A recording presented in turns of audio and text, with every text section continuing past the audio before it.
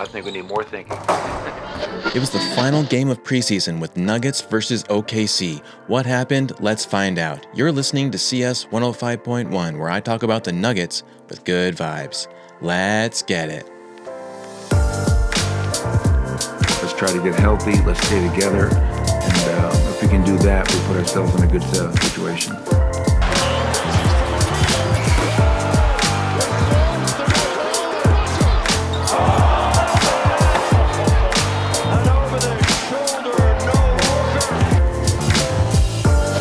How's it going, everyone, and welcome. I'm CS Chandler, here for another take of Nuggets basketball. Not going to talk just about the Nuggets tonight, though. I'm going to talk also about the Aces. Went to the championship parade tonight. Lots to come from that.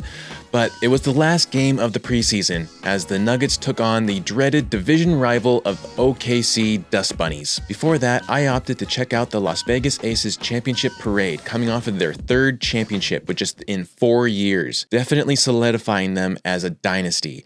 It was an intense, high-energy event within the Toshiba Plaza in front of T-Mobile Arena.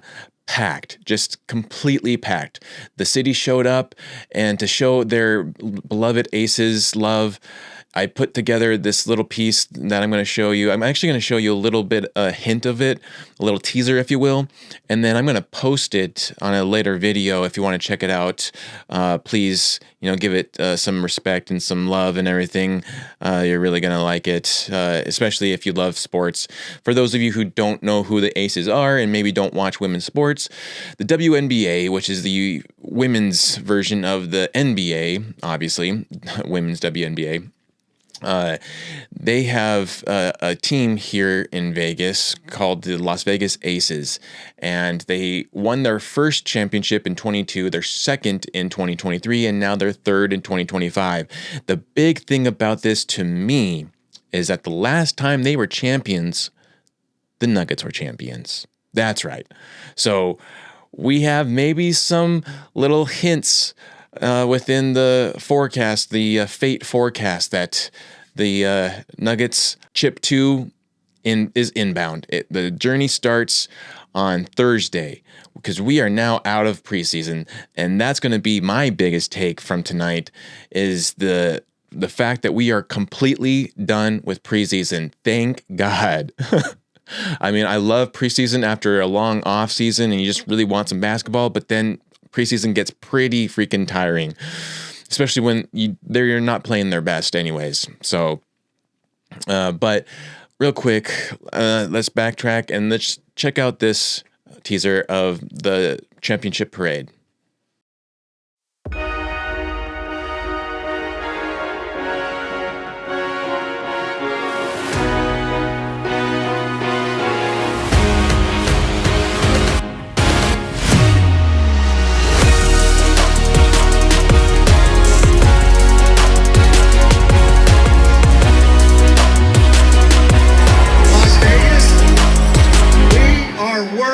Champions!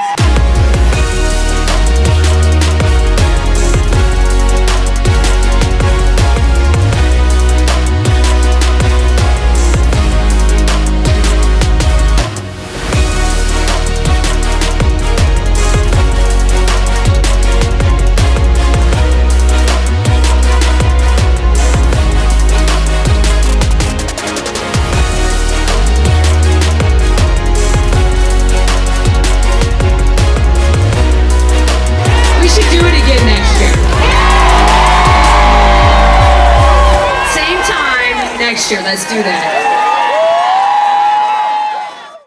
And so there it is. As you see, lots of high energy. Again, the full thing will be posted later on this weekend. Please check it out. Give it some love.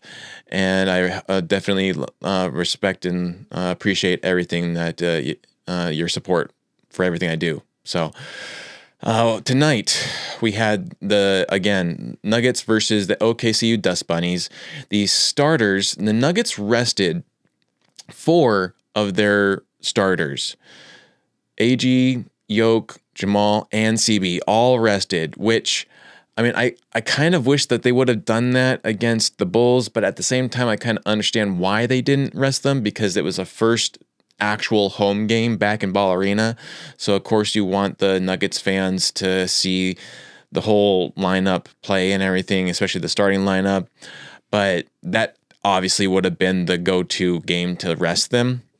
This would have been the one to play them. But regardless of that, the Nuggets bench took out the OKC starters.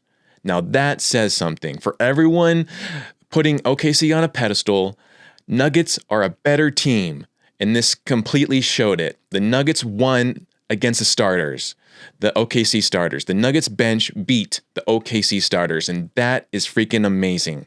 That is the biggest high good vibes that I'm riding on right now, is that the bench looked awesome. So the Nuggets were in their navy blues and OKC were in their white jerseys playing, again, their regular starters. The only one that they rested was J-Dub. The OKC did actually technically win the game 94-91. However, I'm going to back up why I say the OKC starters did not win this game. The Nuggets bench beat their starters. And it came down to the fourth quarter where the Nuggets G League obviously got beat by the OKC G League. Like, it felt like we were back in Summer League. Like, that was straight up what it was. It was Summer League OKC versus Nuggets OKC Summer League. And they obviously have a better Summer League team. So what happened in this game? Let's break it down. So the first quarter, OKC wins the tip and starts off with a lob from Hartenstein to Chet for the first bucket of the game. And I'm going to say it one more time. I'm going to say it every single time we play the Dust Bunnies for sure. I cannot stand Chet Holmgren. I cannot stand him. I don't like how he looks. I don't like how he walks. I don't like how he runs and how he shoots. And I don't like how he flops. And I don't like how he is dramatic when he doesn't get a call. That, like, everything about him. I can't stand him. He's a bag of bones on the court, going up and down. I don't like him. But I digress. So immediately after the Chet dunk, Big Val answers with a three, to which Chet then responds with a three of his own. Then Dort crashes a three to give OKC a 5-point lead early on, and then Nuggets misfire consecutive buckets, struggling to find their shot. Finally, PWat gets a floater to sink in, and then Brucey B sinks a three to get the Nuggets a lead by 2. Chet then flops and draws a foul on Cam Johnson. Like, this is what I'm talking about. He really flopped and got an offensive, they were on the offense. He flops, gets one on Cam Johnson. And it seems like right now that a lot of teams are targeting Cam Johnson. Like, he's like the easy one that they can foul bait. It's almost like, the starting version of Hunter Tyson. Like, you already know that Hunter Tyson's going to foul you. And that's a little foreshadowing as well. So Chet flops. The refs buy it. It's side out of bounds, thank God. And they get they inbound the ball. OKC inbounds the ball. And SGA tries to draw a foul on Cam immediately after this. Like, it's so stupid, y'all. I cannot stand. This is the biggest thing I can't stand about OKC, is that they flop all the time. All the time they flop. They flop more than any other team. And they get every single call. And I'm not the one that says this. Everyone says this. Even the players say it. There's a video clip of Harden, the beard, complaining about how bad the calls are against OKC. Like, it's everyone notices it. It is blatantly out there. And so Chet flopped, and then SGA flops and draws a foul on Cam as well. But he actually this time isn't able to get to go on like the call, because Cam is a little bit wise and he kind of backs up a little bit so he doesn't get called the foul. And though SGA still is able to get the bucket to go in. So then Brucey B is starting to bring the ball up the court, which I noticed, which is awesome.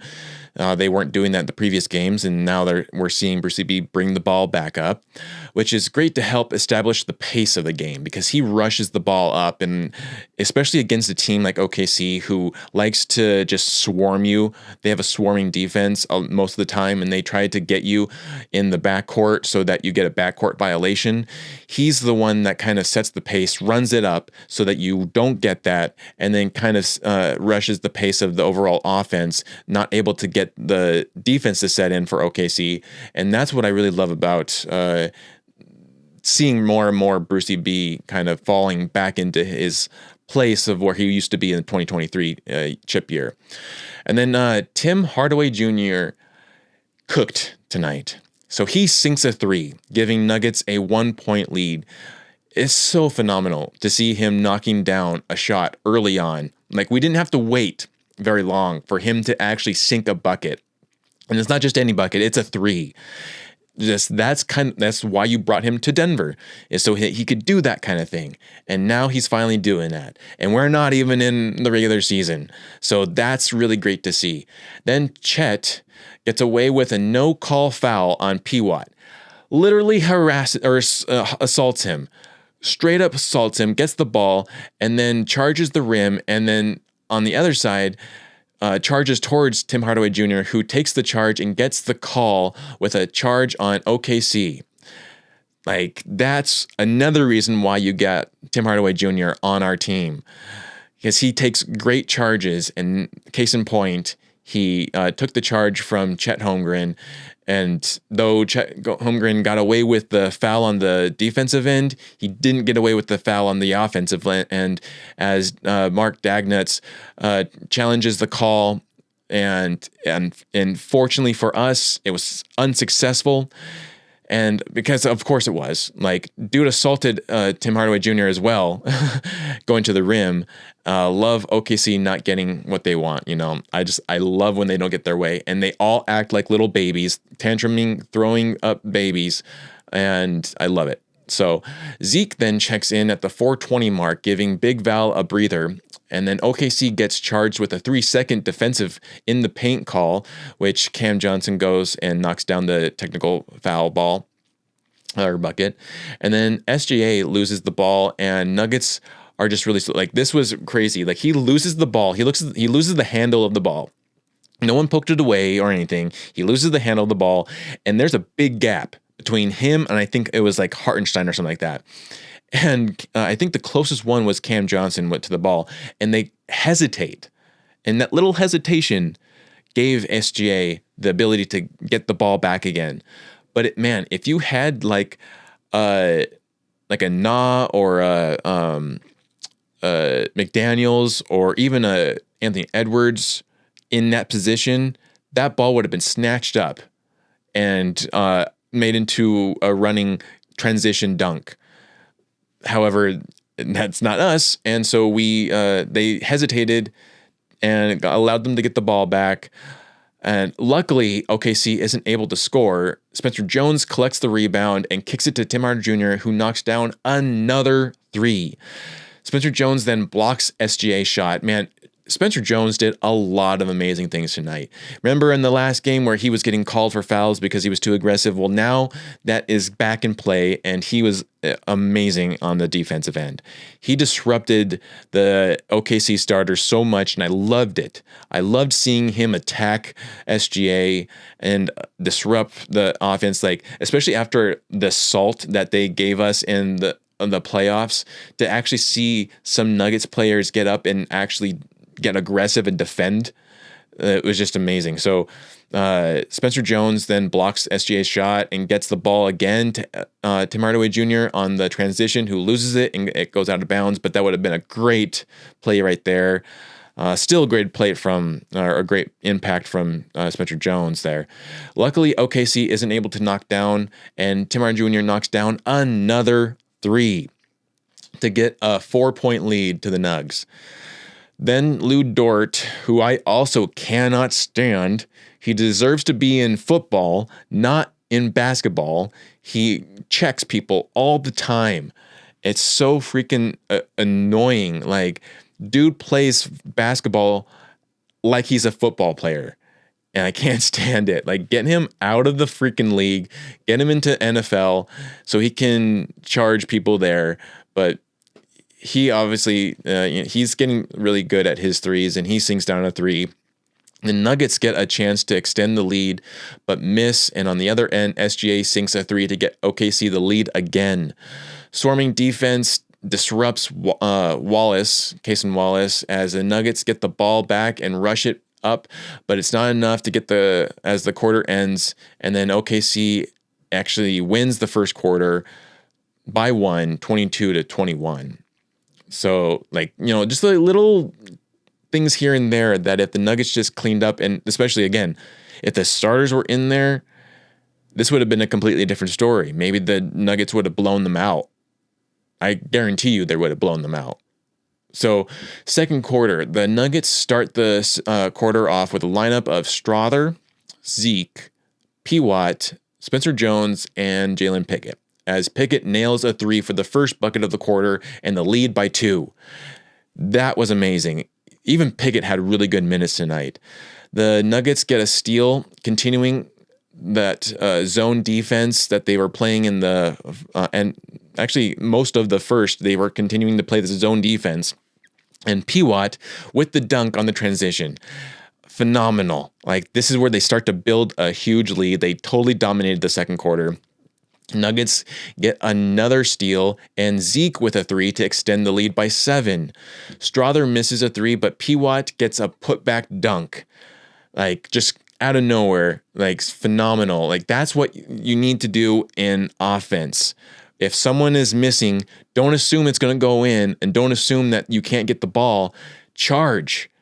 And that's what PWat did. He came out of nowhere, crashed the glass, and got the putback dunk. And that was exactly the kind of energy that we needed. So then finally Caruso gets a three to sink to chip the lead down to 6. And then Pickett gets a steal and kicks it to PWat for another dunk and forces OKC to take a timeout. PWat was phenomenal tonight.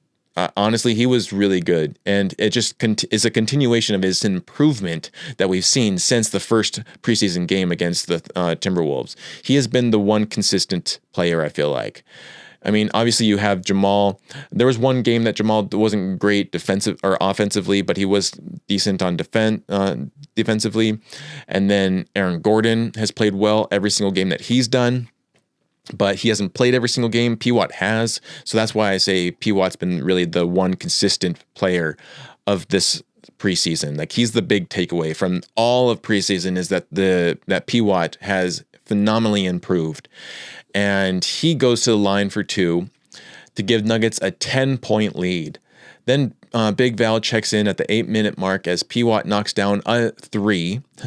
They were just really doing well with the 3 in this second quarter. Then Wiggins tries a 3, flops, and tries to get the foul call. Again, that's what I'm saying. OKC loves to try to get the foul calls, and they is an actual play for them. They actually, like, I think McDugnan even said that they want guys to get fouled. And so that's their whole approach to playing the game, is just trying to convince the refs that they were fouled. Wiggins right here flops on a 3 and then tries to cry to the ref, who luckily wasn't having it and didn't call it. And so then he like, you just see him running up the court, pleading with the ref. And I just love that they didn't give it to him, because obviously that was a flop. That wasn't anything. And if anything, they should have given him a technical foul for flopping. But Pickett gets a 3 to give the Nuggets a 14-point lead. Again, Pickett had some great minutes tonight as well. SGA then gets a wide open 3 with no contention for him at all. That was an annoying thing. I hate. You all know, if you watch this show long enough, you know how much I hate uncontested 3s. Doesn't matter if they're not going to make them. Sometimes they don't make them, and they luck out by that. But you can't chance it. There's no way you can chance, especially a high percentage shooter like SGA. Do not. But at the same time, I guess I can kind of see why you wouldn't want to get too close to him, because being SGA, I'm sure he would try to foul and get a 4-point play. But still, like, to disrupt a little bit of that. It's just, I hate the uncontested threes, and that's what happened here. Is he got a completely uncontested three, wide open. Then Strother helps the Nuggets lead get back to 11 with a back-to-back buckets. I think he got like 5 points off right out of the bat, and gets the Nuggets first to 50. Then Tim Hardaway Jr. knocks down yet another three. A huge game from Tim Hardaway Jr. Loved his production here. OKC gets another defensive 3-second violation, and Cam goes to the line, misses this one though, and you could see that Mark Dagnall was really getting upset with his rookies, because I think it was a rookie both times who got caught in the defensive paint area. And then on the inbound, Nuggets get slapped with an offensive foul on Cam Johnson, who they're saying fouled Chet Holmgren when he was trying to move from one end to the other, and then they kind of collided, and they call it on Cam Johnson. So Adelman challenges the call, and it's unsuccessful, which is so freaking stupid. Like, sometimes OKC really is successful in flopping, or the refs just favor them too much, but it's so stupid to see them flop like this, and it's like blatantly flopping. Like, it's one of those things where, like, I had a good attitude even before I started watching this game, because obviously, as you know, I didn't watch the game live. I had to go back and rewatch it, and I had a good vibes coming in, not knowing what had happened, and just, living the high off of the championship parade for the Aces, and knowing that this was the last game of preseason. We're going to get into regular season here. And then seeing all this amazing plays, the great defense that the Nuggets were having, the amazing game that PWat and Tim Hart Jr. and Pickett are having. And then you get these flops, these stupid freaking flops from OKC that just kind of, irk you. Like, I can't stand OKC, man. I really can't stand OKC, and I can't wait to see them not make the finals this year. They will not make the finals, especially if Nuggets stay healthy. There's no chance that they're going to make the finals. OKC, it will be sent home this year for sure. So they flop, and it's successful. Unsuccessful challenge, successful OKC flop. And then Cam, in response, drains a big three for him to get the Nuggets lead to 13. So the OKC got the ball back. They didn't make any conversion. And then on the other end, Cam drains a three. Then the Nuggets win the second 38-24. That's why I say the Nuggets bench beat OKC Thunder's starters 38-24. And on top, going into the half, 59-46.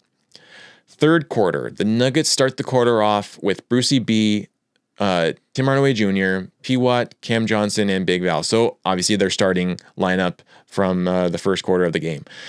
As OKC gets a steal, but unable to convert into points, ball goes back to the Nuggets, also not able to convert to a bucket. Then Wallace gets a drive to the basket for the first bucket of the quarter. Wallace gets then a three to knock down 5 straight points for him.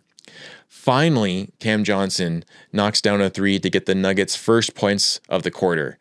Big Val then, this was crazy. So Big Val gets clawed, like literally clawed. This is what he looks like. This is what it looked like. Tell me that that's not stupid. If you have nails, you're playing NBA and you have nails that are going to make that on someone else's arm, come on. So he gets clawed by 23 of OKC, which is Brooks Barnhizer.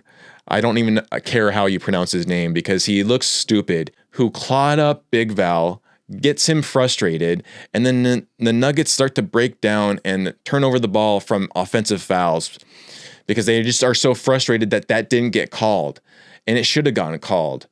But here we are, and man, that was just ugly. Like, he's now definitely a Nugget center. Big Val is, welcome to the party. Like, that's what happens when you're a Nugget center. You get clawed up. Ask Jokic. Finally, Brucey B then drains a 3 to stop the bleeding.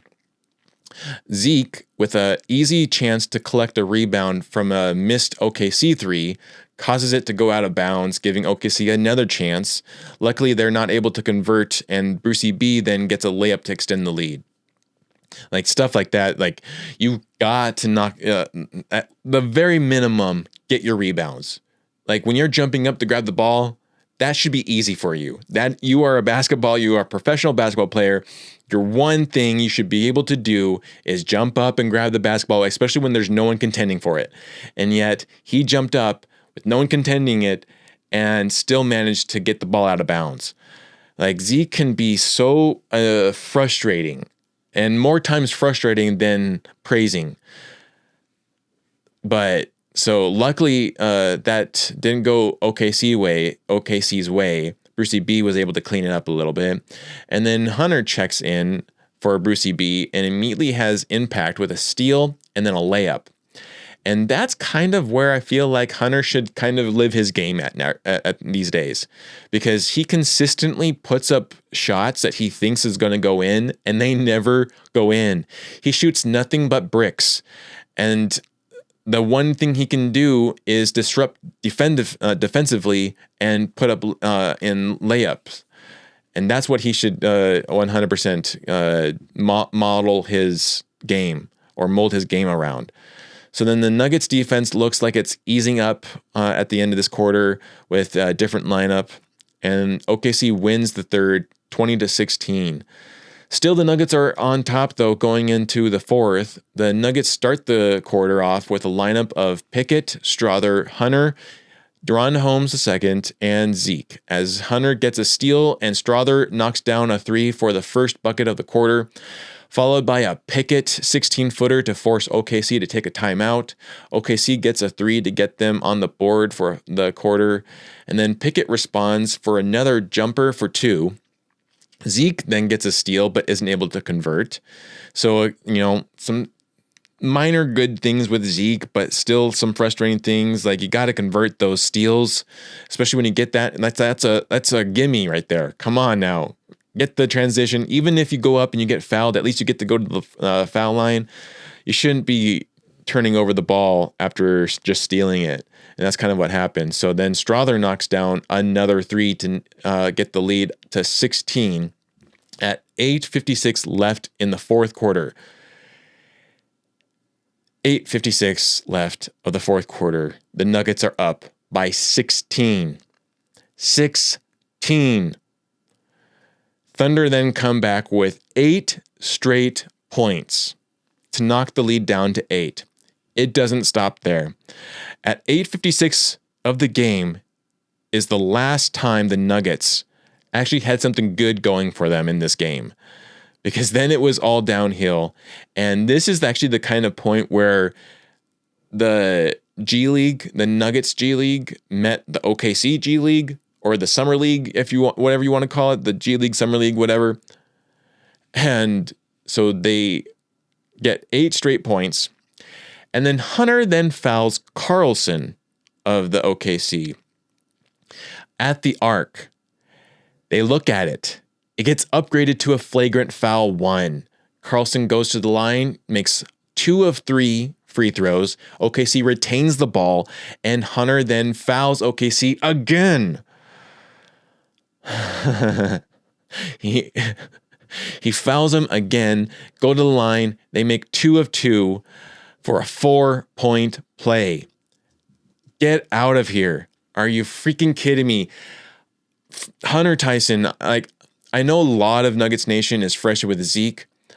I guarantee you right now, Hunter Tyson should be more frustrating for you than Zeke Naji.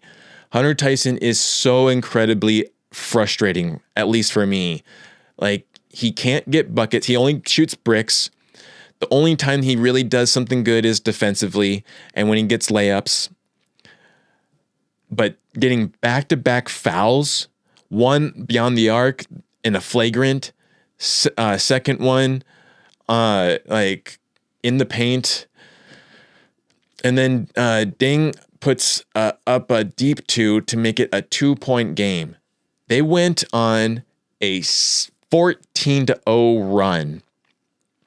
Finally, Moses Brown and Kessler Edwards check into the game. I've been waiting for this. I've been waiting to see Moses Brown back since he played against the Timberwolves, and we had some good minutes with him, and we hadn't gotten it yet. And I've been waiting for Kessler Edwards to check back in since we saw him against the Raptors, and we hadn't gotten that yet. Finally, we got both of them back in the game. It was like with 3 minutes left in the game, of course. So then Ding ties the game, and then on another play gets fouled, goes to the line for 2, makes 1 of 2, gives OKC the 1-point lead. So they went on a 17-0 run. 17-0 run. Like, we had this game. But it came down to the G League players. 17-0 run. I will give credit where credit is due, and OKC has a better Summer League G League team. And that case in point, we have it right here. So they tie the game. Moses Brown then goes to the line and makes 1 of 2 to tie the game.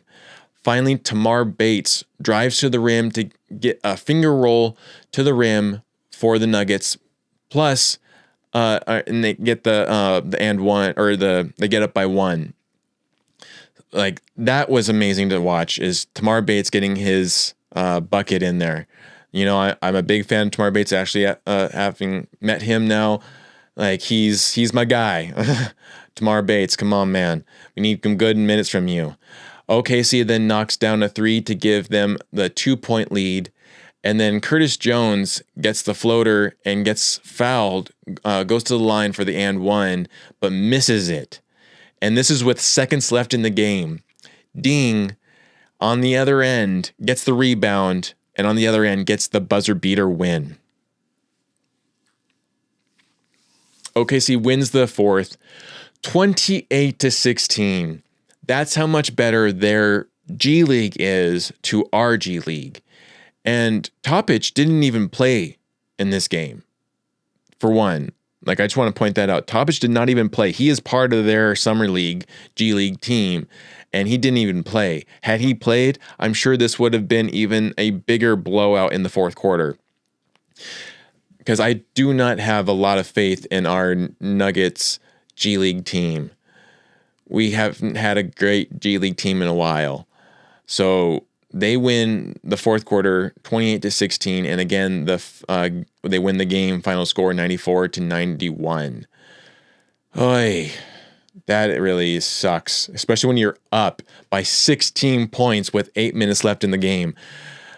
Like, this almost is a huge reflection of that Nuggets and Golden State game, January 2nd of 2024, when they were down by 17 with like 6 minutes left and came back to win it on a buzzer beater 3 from Jokic.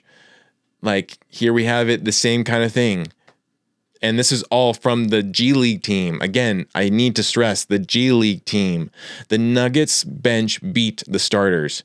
They didn't beat their G League team. And that's the thing. And luckily, the G League team's not going to really get much minutes during the regular season. So we don't really have to worry so much about that. So this is where I say that Nuggets are a better team than OKC. 100%, they're a better team. So let's get into stats here. For our Nuggets, we have Cam Johnson playing 24 minutes, 9 points, 6 rebounds, 4 assists. He was 3 for 9 from field, 2 for 7 from 3, 1 for 2 from free throws. He had 2 turnovers, 3 personal fouls, was a -3. Peyton Watson played 25 minutes tonight. He had 15 points, 6 rebounds, 4 assists, 1 steal, 1 block, 5 for 11 from field, 1 for 3 from 3, 4 for 4 from free throws. He had 6 turnovers. Damn. 6 turnovers, 2 personal fouls, was a +9. But everything else on that stat line looked really, really good to me. I don't know about you, but maybe the 3-point shot could have been better. Well, 1 for 3, but that's out of 3 shots. That's not a lot of shots attempted. So Big Val played 21 minutes tonight, 5 points, 5 rebounds, 2 assists. He had 2 blocks, 2 for 5 from field, 1 for 2 from 3. He had 1 turnover, 2 personal fouls, was a -2. And both those fouls were offensive fouls, just so you know. It's crazy. Like, he is getting called up with offensive fouls quite often in this whole preseason. So I hope that he cleans that up. Like, that's one thing when one aspect of the game that he knows that he should, or hopefully he knows to clean up and focus on. Tim Hardaway Jr. played 21 minutes, almost 22. You could pretty much say 22. It's 21:59, so 22 minutes, 13 points, 3 rebounds, 1 assist. He was 4 for 7 from field, so an even better percentage than PWat. He was 4 for 6 from 3, an even better percentage than PWat there too, 66%. 1 for 2 from free throws, 1 turnover, 1 personal foul, was a +1. I mean, you could almost make an argument that he had a better game than PWat, but PWat also had 1 steal and 1 block, and Hardaway Jr. didn't have either of those. And then PWat also had more rebounds and more assists and more points. So, but man, both of them, great game from both of them. Brucey B played 25 minutes, 10 points, 5 rebounds, 2 assists. He was 3 for 8 from field, 2 for 3 from 3. 2 for 2 in free throws, 1 turnover, 3 personal fouls was a +2. The bench wise, I don't want to go into many of these guys because I'm annoyed at a lot of them. So the biggest ones here is Jalen Pickett. Played 25 minutes tonight, 12 points, 1 rebound, 4 assists, 1 steal, 1 block, 5 for 9 from field, 2 for 4 from 3. He had 1 turnover, 1 personal foul, was a +1. That's amazing. That, I feel like you could almost say he was better than Tim Hardaway Jr., but at the same time, like, all 3 of those guys just were amazing. Real quick, Spencer Jones, again, he didn't make any points in this game either, but he had a lot of impact defensively. He played 12 minutes, 12 awesome minutes for him. 2 rebounds, 4 steals. I will give this one credit to Zeke Naji. He did have 5 steals. I think he had the most steals of the entire game for us, at least. He did. So it was Zeke Naji and Spencer Jones leading the stealing train there. But Spencer Jones, he did take shots attempts tonight. He was 0 for 2 in field, 0 for 1 in 3, and he didn't have any turnovers. 1 personal foul, was a +11. So then Julian Strother, who had a decent game tonight, and it wasn't really at the beginning of it, it was more at the end of it.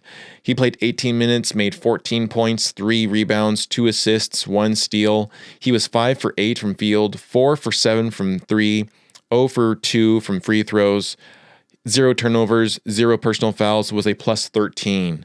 So that's another big guy that I wanted to shout out here. He had a much better, when you compare it to the other games, this was much better. Like, if this had been the first game we saw from preseason from him, it would be a lot more like acceptable. Okay, yeah, that's awesome. But obviously he kind of sucked it up for 4 games and now finally is playing decently now.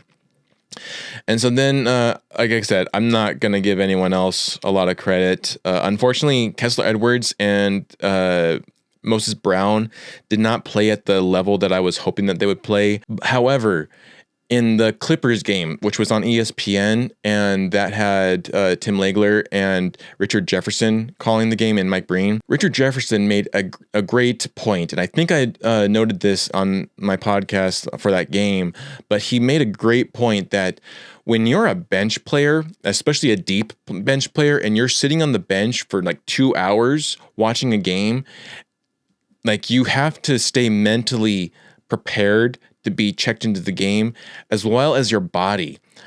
Like, there is a certain thing as being an athlete when you're active and then you're not active and your body starts to cool down. And that's where, I give Kessler Edwards and Moses Brown some leeway here, is because they sat out the entire game until 3 minutes left.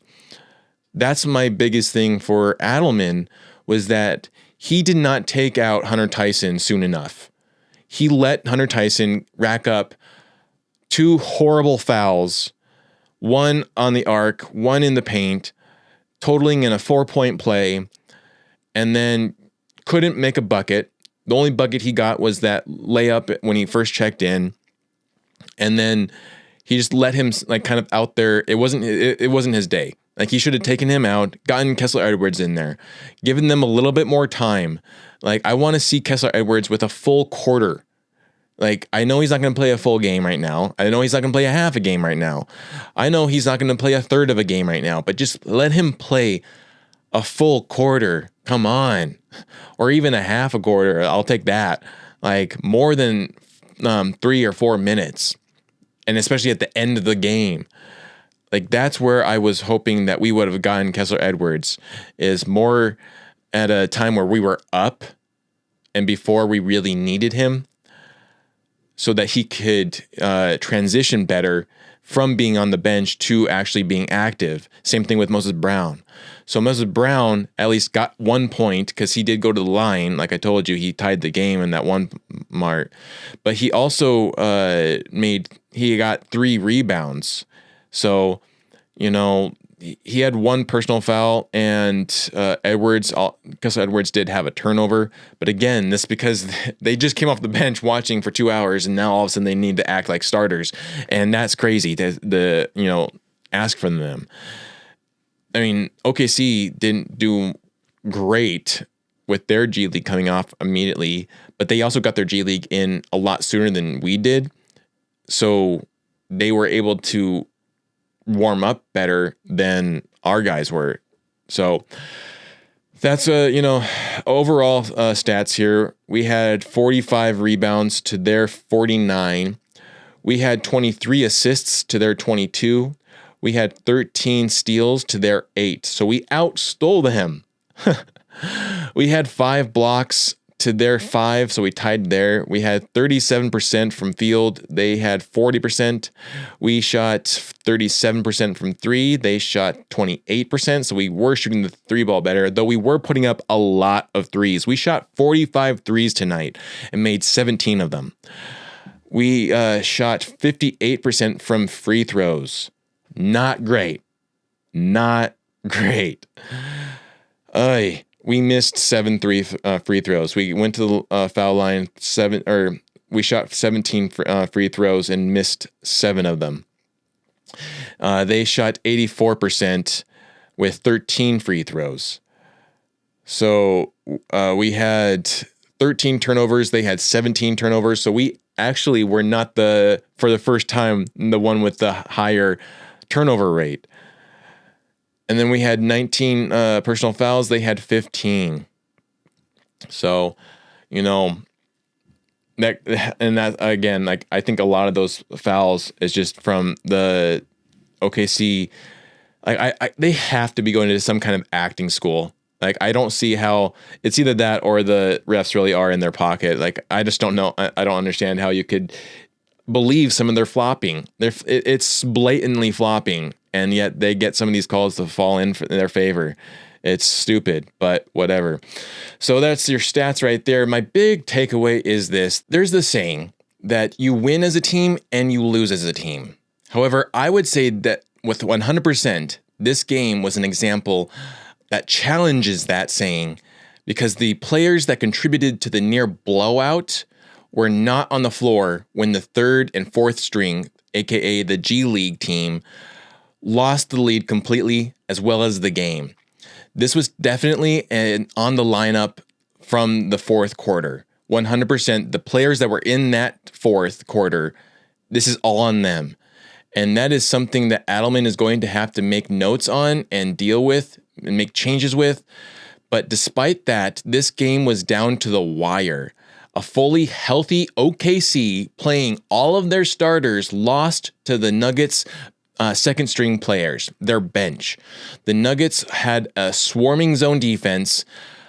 aggressive offense from PWat attacking the rim, Tim Hardaway Jr. sinking threes and taking charges, the bench was clicking and finding a rhythm.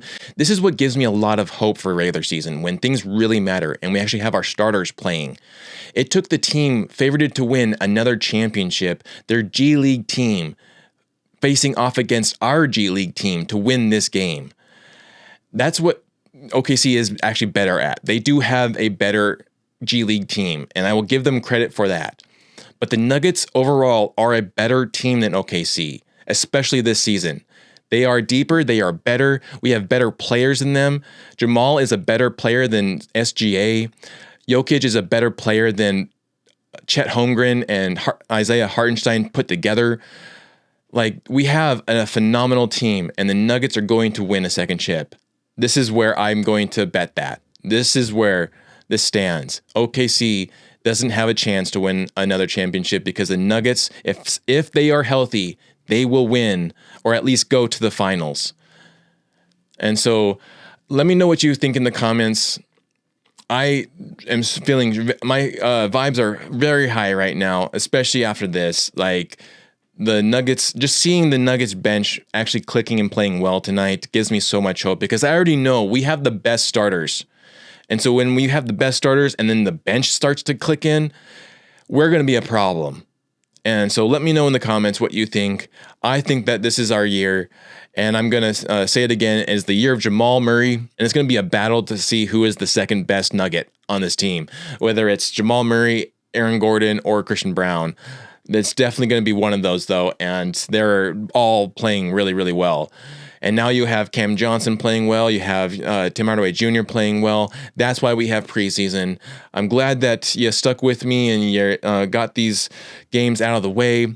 Now we get into regular season. Regular season starts on Thursday in the Bay with Golden State, our first lineup with them.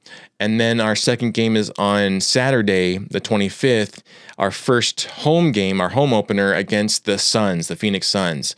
So 2 doable games, I feel like. I know that the Warriors haven't really gone anywhere. They are still hanging in there, and they have been playing some decent basketball. They had some of the best defense in the last tail of last season, and they're pretty much the same squad. So now actually they got even, I would say they got a little deeper than they were at the end of last season, because they got Al Horford. They maintained Jonathan Kuminga. So all of that aside, I think they're going to be better. It's not going to be an easy first game back, but it is notably, it's Golden State's first game or second game. It's, I think, their home game, their home opener, but it's their second game. It's our first game. So we have more time to prep and practice, get all the kinks out, make sure that Hunter Tyson doesn't step on the floor in the Bay. And we'll see how it goes from there. But a lot of good vibes going on. So proud for the Nuggets.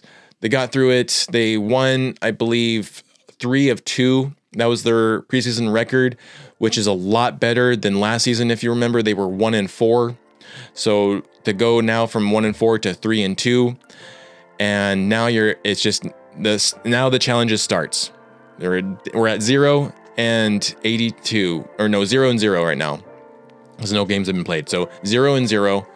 Now we're gonna see who actually is going to be better, and my bet is on the Nuggets playing well, and we'll see from there. But that's pretty much all I got for this episode. I hope you enjoyed it. If you did, please give it a like and subscribe.